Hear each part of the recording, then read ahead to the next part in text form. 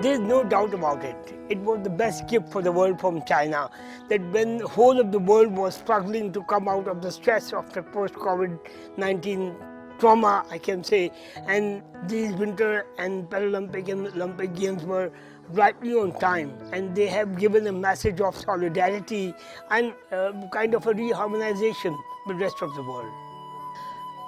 Such a large number of athletes with disabilities participated from 46 countries in these Paralympics, and that gives an excellent example of the equality and inclusion.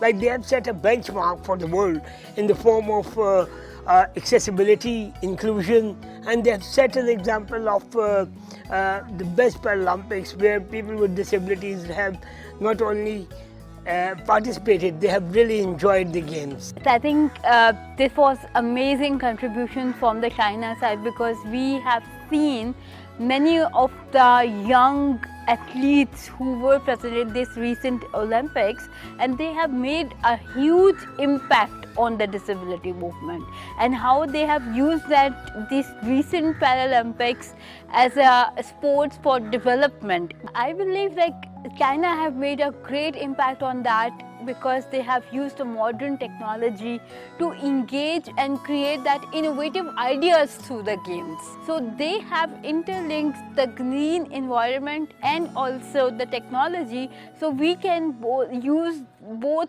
in the same time.